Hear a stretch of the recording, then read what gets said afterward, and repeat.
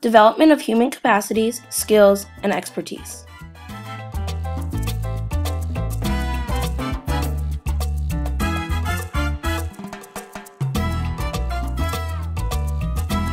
This is Connie.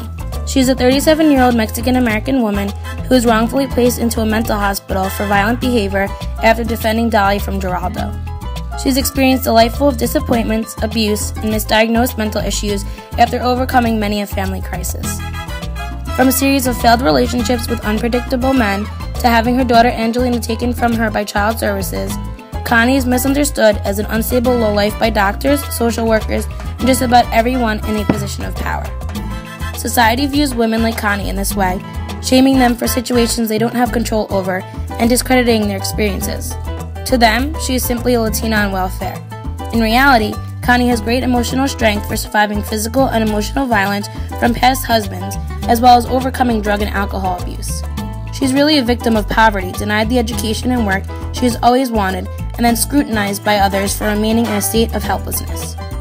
She has good qualities because she tries to make the best of every situation and help those that she deeply cares for, as indicated by her loyalty to Sybil and Dolly. She is determined and self-sufficient, providing for Angelina despite limited child support or financial funds for both of them. Even when escaping the ward in order to claim her free will, she runs through the forest, risking her life and living out in the woods for 2 days. She courageously takes action when left with no more choices. However, Connie has a high temper because she refuses to be insulted or wrongfully subjected to demeaning work. Growing up, she was often reprimanded by her family for refusing to accept her stereotypical gender role and sought to have a real career as opposed to being a housewife. Others believe she is lashing out when she is defending herself and explaining the cause of her criminal record, as in the case of her interviews with Miss Polari. It can be agreed by most that Connie truly is emotionally unstable. She is constantly being reminded of her past mistakes, mourning Claude's death continually, and deeply regretting past marriages, personal decisions, and the adoption of Angelina. The doctors believe she has a history of aggression and manic behavior that must be put in check with their surgical experiments. The attempt to alter Connie's brain only proves that authority does not approve of Connie as she is and doesn't believe in her individual human capacity. This is a great contrast to how she is viewed in Luciente's utopian future, because her mental capacity as a sender and catcher is greatly valued and rare. She can put her mind forward to go to alternate futures and can receive Luciente in the present. Spiritual expertise is viewed as helpful in Luciente's world to aid in making decisions that could alter everyone's lives. In reality, spiritual power is seen as subjective and irrelevant, as everyone is concerned with making money and elevating their social or class status. In the end, Connie is an unappreciated heroine who fights for the rights of herself and others, yet is constantly punished, as these attempts are seen as pointless rebellion.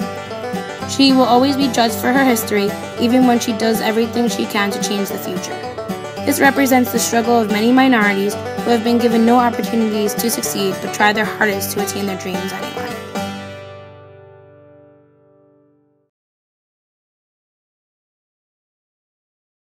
This is Luciente, Connie's visitor in the ward from the year 2137. She is the character who reveals that Women on the Edge of Time is a science fiction book. She used astral projection, a connection with the stars, to reach the past and bring Connie back to her future dystopian world. She is the product of Connie's desperate need to escape her downcast life. She even represents the woman Connie wanted to be, a sexually free and empowered woman. She gave Connie the courage to resist the doctors and mentally and physically escape the life in the ward, an especially difficult task when Connie is struggling with the fear of her future.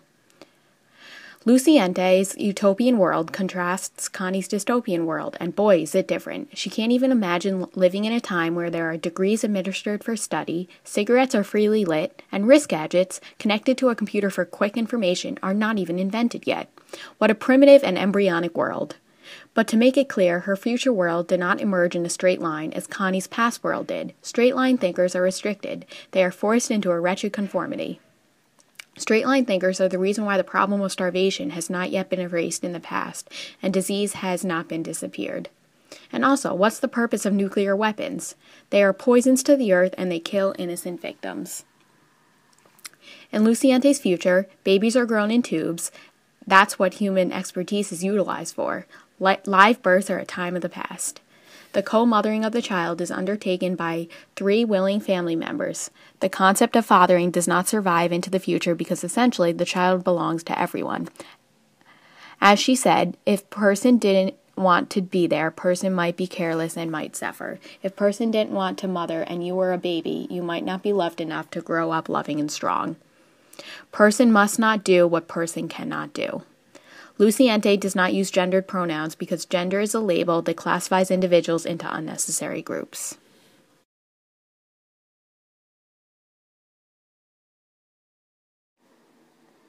Dolly. Dolly is the niece of Connie, daughter of Louis, and mother to Nita. Her value, skill, and expertise in society is defined by her occupation in sex work.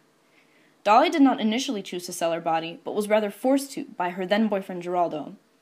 Out of devotion, fear, and a hope that she would someday soon be married and have a conventional family, she agrees to prostitution to keep Geraldo around.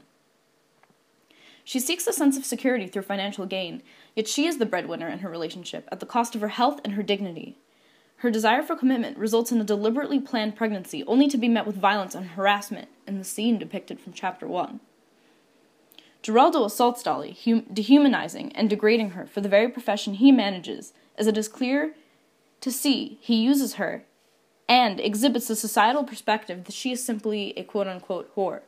However, Dolly is far more complex and exhibits a true resilience to the pain of her existence, showcasing a superficial significance as a young female body as a resource to attain her dreams. Along the way, she is impelled to betray Connie with false blame and abandon her own child Nita to her mother Carmel, as both selfish and sacrificial to the whims of powerful men. Later, in Chapter 11, she appears at Connie's hospital high on speed with a new look and a richer, more influential businessman named Vic. She increases her own profit and worth in the scheme of her services by losing weight and dyeing her hair red to appear more acceptable by Western beauty standards. Though appearing a victim as well as a narcissist at first view, Dolly is also very self-aware and sadly accepting of her options in life as a Latina living in poverty and damaged by demeaning men who have destroyed her individual worth. From the insensitive and neglectful fathering of Louis to a cold and domineering attitude of an ex-pro baseball player, Dolly understands that all she can give is her gender, her body, her visage. Overall, it is her physique and her capacity to lend her body to strangers that garners value in the confines of society.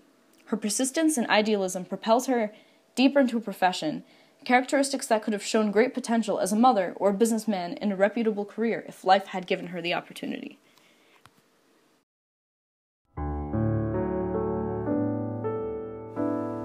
This is Jackrabbit, one of Luciente's boyfriends. In Connie's world, Bee, Dawn, and Jackrabbit represent Angelina, Claude, and Martin. Jackrabbit is Connie's idolized version of Martin. They both died for a cause and cherished life. Art, according to Jackrabbit, is a vital aspect to life. He is viewed as a real artist who is able to balance his work in the fields, the army, and cooking. After his death, much was learned about Jackrabbit beyond his wandering sexuality. He had a passion for teaching, and his dedication inspired his students. They praised and commended him for his love of teaching because he displayed qualities of acceptance and respect. He knew exactly how to make any activity a fun experience, even picking the caterpillars off the carrots. He was humble about his artwork, never showing arrogance because of his talent. He believed that life should not involve war because there is no purpose in fighting.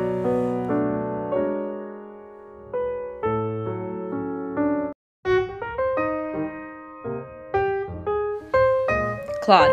Claude is the former lover of Connie, characterized as a black handicapped pickpocket by Mrs. Polcari in what can be presumed as a societal perspective. On the other hand, Claude is also a prolific saxophone player, the first true father figure to Angelina, and a generous boyfriend to Connie, as she describes him to be the sweetest man she ever had. Nonetheless, Claude's pickpocketing for profit was an illegal act by which he attained wealth, and he was soon caught and imprisoned for his theft. Claude's attitude was consistently optimistic, laid back, and even courageous in the scope of his blindness and his sentence. After agreeing to a hepatitis experiment for reduced time, he falls ill and dies from the very disease, a tragedy Connie mourns eternally.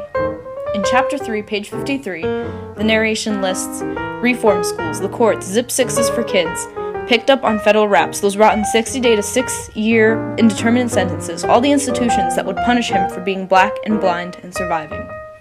It is clear that Claude is viewed as a criminal with expertise in thievery, value, even ever the more limiting, by race and disability. But but he symbolizes a decent human being who makes bad choices driven as society would not recognize his musical skill and his personality.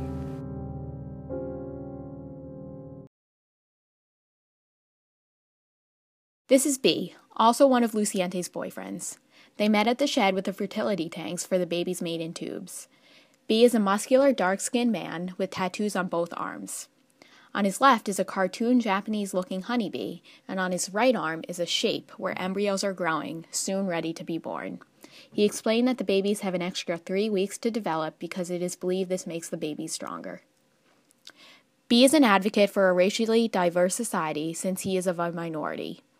He explained at Grand Council that a decision was made to breed a larger population of darker-skinned people and to mix their genes throughout. B wants to make sure racism is erased, and to do so, he believes there must be diversity.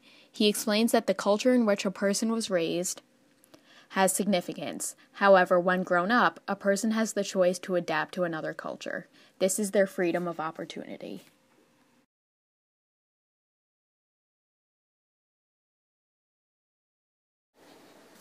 Sybil. Sybil is a patient and a good friend of Connie's at Ward L6 in the mental institution.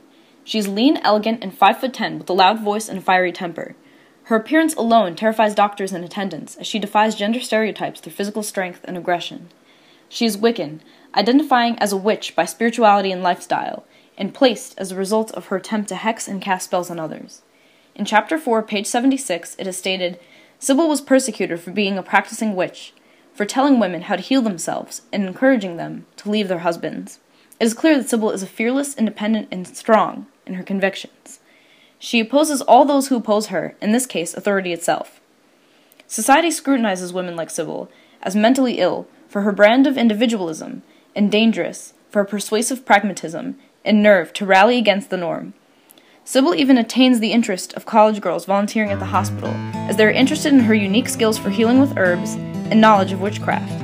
Overall, Sybil exhibits value in her distinctive expertise of holistic medicine and spirituality, but also disgraced for her eccentricities and revolutionary ideas.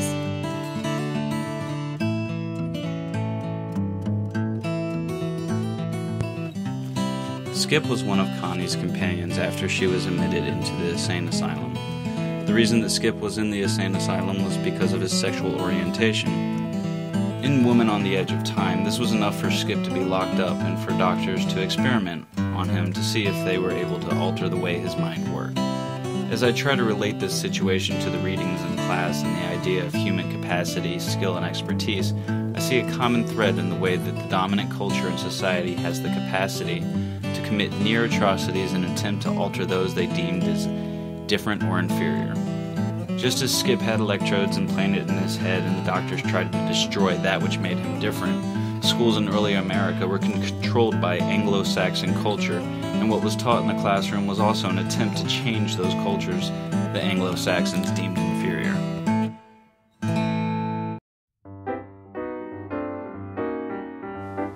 Lewis. Lewis is Connie's older brother, Dolly's father, and a successful businessman in the New Jersey suburb of Bound Brook. He is described as middle-aged and overweight, with a round moon face and bulging jowls.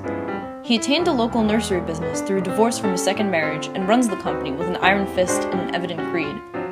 Although he is self-centered, overweight, and boisterous, his current wife Adele is a contrast in how thin, pale, and quiet she appears. He constantly insults and teases his family members, primarily sons and Dolly, on their weight, which has left varied body issues and eating disorders in all his children. Connie recalls Lewis when he was Louise, a young street kid who could fight and talk his way out of trouble. In Chapter 18, page 358, it states, "The army changed Lewis. When he had come back, he had contempt for the rest of them. His anger and unruly pride had been channeled in a desire to get ahead, to grab money, to succeed like an Anglo."